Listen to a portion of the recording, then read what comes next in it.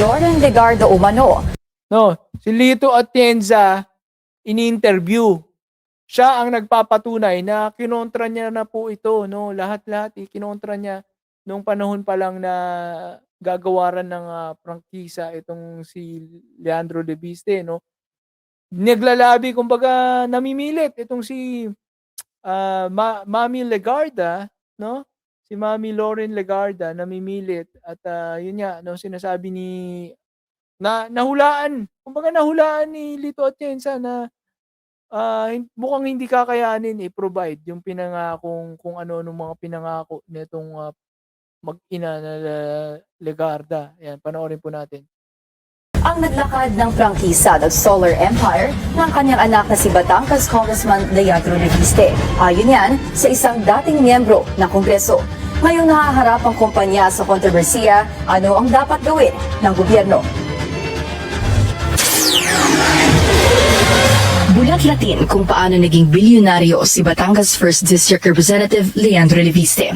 Ito ang pahayag ni dating Environment Secretary and Manila Mayor Lito Atienza kaugnay ng usapin sa pagitan ng Department of Energy at ang solar companies ni Leviste.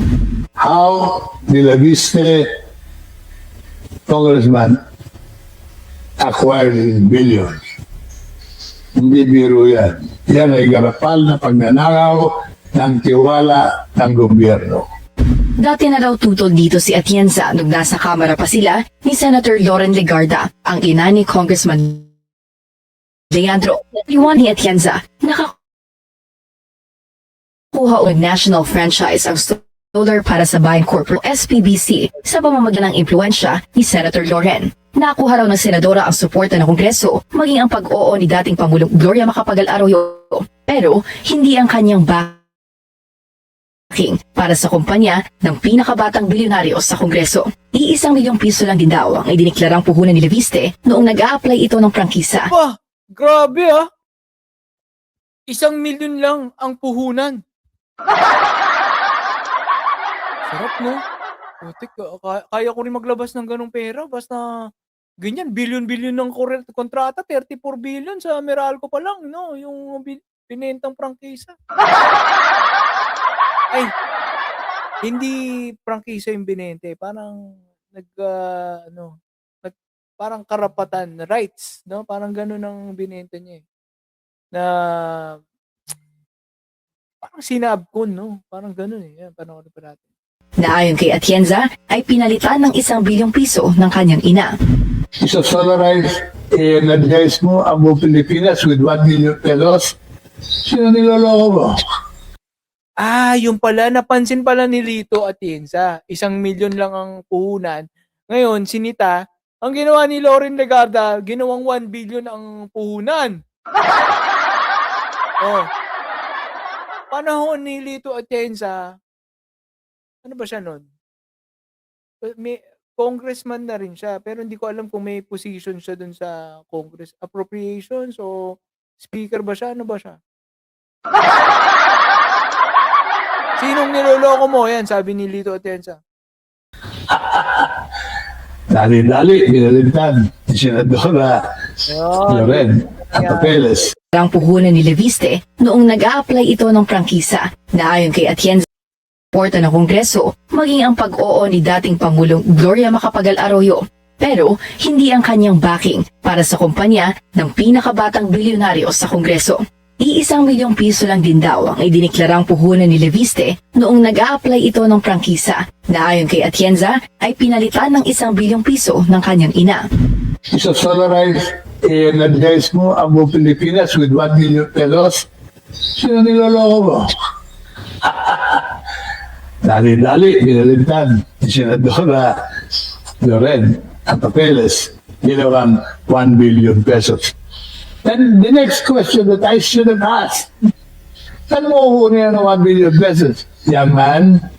Paglabag umano sa Section 18 ng franchise grant ng SPBC, ang pagbenta ni Leviste ng kumpanya o Hindi, no? 1 million pesos lang pala ang unang nilagay na puhunan ni Leviste, tapos magsusupply ka sa buong Pilipinas.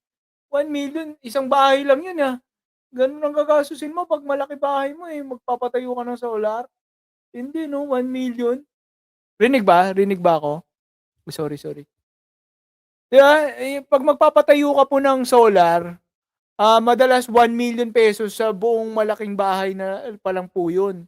Ngayon, ito pala si Leviste, 1 million lang pala ang dineklara niyang puhunan. Ngayon, nung sinitaan nila Lito Atienza, parang meron siyang katungkulan sa Kongreso eh. Pinalitan ni Legarda, ni Loren Legarda, ginawang puhunan 1 billion. Ngayon, kino-question pa rin ni Lito Atienza saan kukunin yung 1 billion pesos, no? Tingnan natin. Transfer shares nito na walang approval ng Kongreso. Iminungkahi niya raw ang section na ito bilang safeguard ng franchise grant para hindi maipagbenta sa kung sino man. At Ayun, bilang nakikita na ni Lito Atienza na mukhang pagkakaperahan lang nila tong prangkisa. Ginawa niya, dinagdagan niya ng provision. Kumbaga nagdagdag siya ng ng provision o yung parang patakaran doon sa batas na sinasabi niya na hindi mo pwedeng ibenta itong prangkisa nang walang approval mula sa Kongreso, no? Parang alam niya nakikita niya na ganun ang gagawin nitong matalino. Parang scammer ang datingan. gaya raw ng kanyang hula noon, ipinagbenta nga raw ni Leviste ang solar firm. Ang tunay na sanhi ng kahirapan ay corruption. Yung pera dapat nagmumula para sa taong bayan, nagmumula sa kalikasan, sinosolo na mga ilan. Yung mga kaibigan, mga kroni, kaya tayo po lahat ay pinaghihirap. Sa isang mayaman, madaling magpayaman. Mga pag-iisip ni Leviste, madaling yayaman niya. Pero paano naman si Juan de la Cruz? Samantala, sinubukan naming hinga ng panig ang kongresista pero tumanggi silang mag-issue ng statement. Anila, di no comment, hindi nila ibibigay dahil ayaw umano ni Leviste na punahin pa ang pahayag ni Atienza. Ano? Butata, putek. No, hindi makasagot si Leandro Leviste. No, dapat yung mga ganyang pahayag ni Lito Atienza, nililinaw mo yan kung wala kang masamang ginawa, di ba? Mukhang meron Mukhang merong ginawang masama Oh. Hindi na makapag-deny itong si Leandro Leviste. Diba? Tinulungan na malinaw. Tinulungan ni Senator Loren Legarda ng kanyang nanay itong para hindi naman niya talaga negosyo to hindi naman to business Ang tawag po natin dito ay scam, no? Pangbubudol. Dapat nga estapa yan kasi 'di ba kumbaga ang estapa po kasi kumbaga sa umpisa pa lang alam mo nang mangdadaya ka, yung mga papeles mo, pinipeke mo, 'di ba? Pero kung wari in good faith talaga, kunwari nangutang ka, pero alam mo mababayaran mo, kaso hindi mo talaga, kunwari nagkasakit ka, o kaya lumiit yung kita mo, hindi mo na kayang bayaran. Yun po, sa batas, no, binibigyan po yun ng konsiderasyon at hindi ka makukulong ng gano'n, hindi estapa po tawag doon.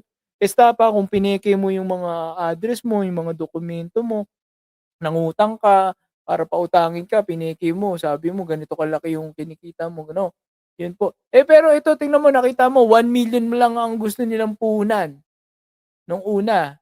Sinita na agad ni Lito. Kung hindi niya nga sinita yan, siguro parang malinaw na pangbubudol na talaga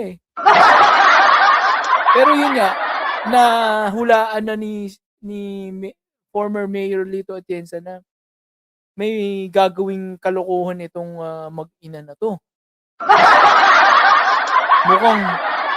Mukhang balak lang mabilisang gawing pera itong prangkisa. Nilagay niya doon, nilinaw niya doon sa batas, no, may patakaran doon na sinulat, dinagdag. Sabi, hindi mo pwedeng ibenta ang prangkisa ng walang approval sa Kongreso. Ano nangyari? May mga binenta, 'di ba? Kung ano man yung binenta, basta kumita po si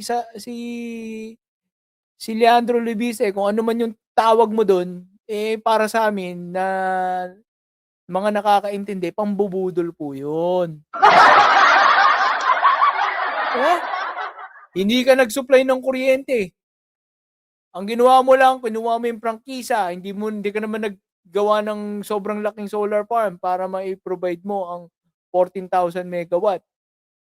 Hindi eh. Ang inisip mo agad, sino kaya yung tutulong sa akin?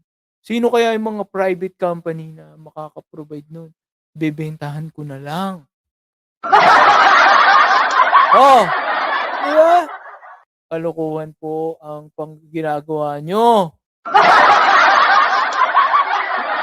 Kaya kampi ako kay Ombudsman Boying Rimulya nang sabihin niya na niloloko netong dalawang ito, pinagloloko tayo netong mag-ina na to.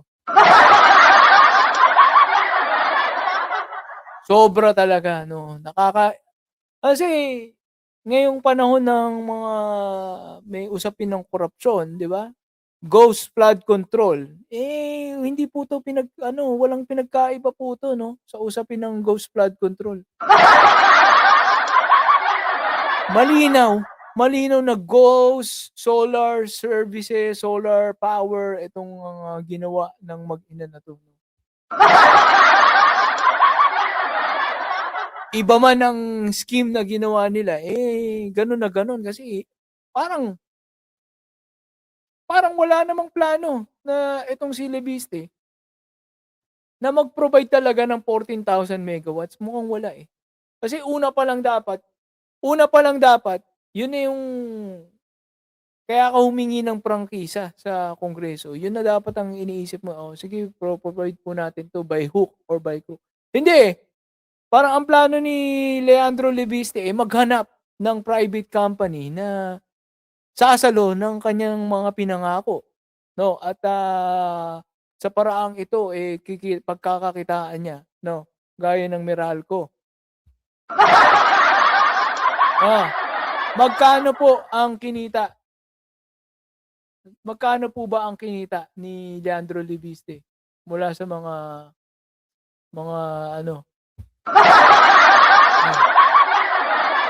34 billion 'di ba? Meron siyang parang deal sa Meralco, 34 billion na agad 'yun. Ano 'yun? 'Di ba? It's bad. It's bad, guys. It's very, very bad. Ito. 1 minute lang. Ano natin? Scroll down na naman tayo, putik. Asa na? Leandro Leviste. Ito. Video. Tingnan nyo guys Self-made billionaire o talagang scammer lang? Ito pabalikan po natin yung mga pinagsasabi ni Solar Boy o ni Congressman Leandro Leviste, niyayabang niya yung solar niya, at sinasabi na itigil na daw ang ibang mga pinagkukuluhan ng kuryente, umasa na lang sa solar. Paano kung umaasa po talaga tayo sa solar, di tayo nga, di ba?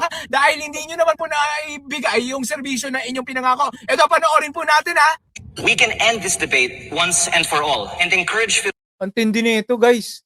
Ito yung mga panahon na batang-bata pa siya dyan, Hindi pa siya congressman dyan, Parang ang yabang-yabang niya. Solar talaga ang maganda. Yan, itigil na natin ang iba. Tinan niya. We can end all debate. Yan. Filipinos stop all the coal plants about to start construction, not on the basis that coal is dirty, but that coal is in fact more expensive than solar. I think that startups, more than governments, can be the world's leading force. Lasing!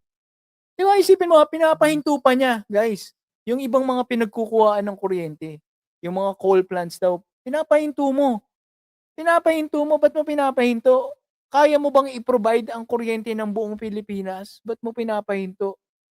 Samantalang, yung pangalang na binigay sa iyong responsibilidad na solar, 'Di ba? Hindi mo nga na-provide, eh, ilang taon na lumipas, 'di ba? Oh, 'di ba sunog siya sa sarili niya, guys. Lasing na lasing sa mga pambobola ng mga tao, no? Akala niya yata nagbibiro lang ang gobyerno. Ngayon, may penalty ka, 24 billion, no? Ngayon, bayaran mo yan dahil hanggang ngayon, marami pong mga kababayan natin ang naghihirap at umasa dyan sa mga pinagsasabi mo na solar. Ngunit hindi mo naman na-deliver, di ba? Yan, no? Ikaw mismo, kalaban ang iyong sarili. Ang biggest contractor ng DOE hindi nakapagtayo ng solar farms, hindi nakapagbigay ng mura at sustainable na power sa mga rural at liblib na lugar sa Pilipinas. Kahit pumalya at walang nagawang project ang contractor, nagawa pa rin kumita ng multi-billion ng may-ari at tinawag pa siyang youngest self-made billionaire. Self-made billionaire o talagang scammer? Yan po ay opinion ko lang, no? Parang scammer po talaga, no? 'Di ba? Ang dahilan niya wala naman nilabas ang gobyerno na wala nga, pero binigay sa iyo yung kontrata, 'di ba? At ang ginawa mo, tumabo ka mula sa mga private company. Yun po ang nakakalungkot doon. 'Di ba? Ang daya, eh. Kadayaan po yung ginawa niyo, ha. Congressman Leandro Libiste. 'No? 'Di ba?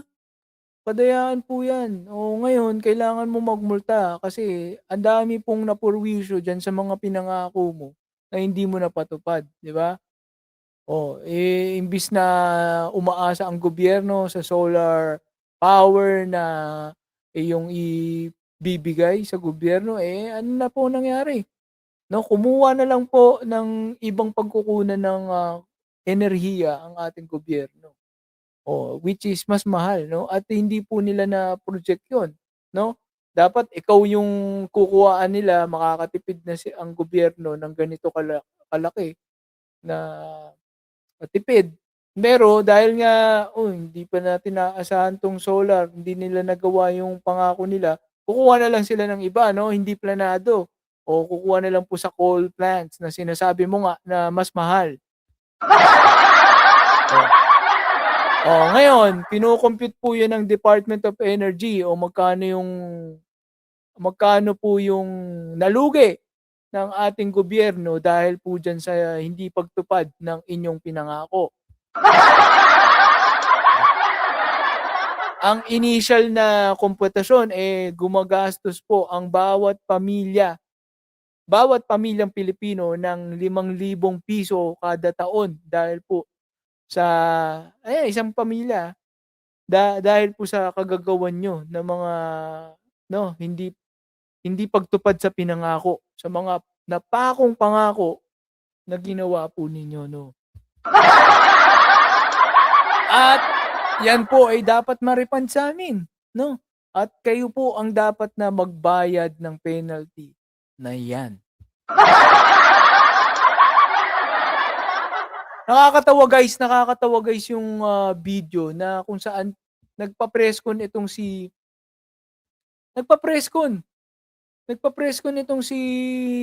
Lebiste at lahat ng tanong ng mga presscon tungkol sa kung sino po yung dapat na magbayad din. Normal na itatanong yun, di ba? Ikaw yung may prangkisa, ikaw yung binigyan ng prangkisa, ikaw yung may-ari nung kumpanya, sino ang sisingilin ng gobyerno? Ayaw niyang sagutin, guys. Nagiging maingat siya sa pagsagot, no? At mukhang dadayain niya pa tayo. Gusto pa niyang ilihis. Parang gusto niyang singilin ang ibang tao. Sino sisingilin na iba? Meralco? Antindi niyo, guys. Antindi nito ni Leandro Libiste. Ang tawag po dyan, impunity na.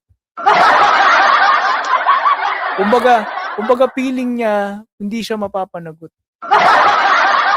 No? At itong mga pinagsasabi ko, ayon sa obserbasyon po natin, di ba? Isipin nyo, yung hinila niya, kinuha niya yung mga papeles sa DPWH. Dapat isasapina pa ng korte yun bago maipalabas. Pero Anong nangyari sa kanya? Pinuntahan niya, hinila niya, nagkadugo-dugo yung kamay ni Yusek Cabral, di ba? Pero ayan na yan, congressman pa rin. Dapat may kaso na yan eh. Dapat ganun eh. Ethics committee dapat yan eh. Hanapin natin, gusto nyo, hanapin natin. Last na natin to. Last na topic naman na franchise. Kailan po at paano po ito sinimulang i-lobby as you claim? Alam nyo, nag-apply yan. Pinasok agad sa Committee on Franchises. Dahil ang posisyon ko noon ay Deputy Speaker ni Deputy Speaker. Speaker Lord Velasco. I had a way of getting involved in all the committee hearings. Kaya nung pinakikinggan yung application ni Leandro Lerice, ay kasama po ako ron. Nakita ko po yung kanyang mga application papers. 1 million piso lang ang puhunan ng kanyang korporasyon. Immediately I objected. Sabi ko, ano ba ito? Ito ba'y biro? Nag-a-apply na magbigay ng elektrisidad sa buong Pilipinas. Ang isang kumpanya, ang puhunan ay 1 milyon. Kaya, agad binasura ko. Pero binago agad yung application papers. Nilagyan ng 1 bilyong puhunan. So, natanong ko, saan ko po na 1 bilyon? Si Leandro Leviste, hindi pa siya congressman noon. But he was the son of Senator Laurel Legarda, who was the one lobbying very strongly for the approval of the application.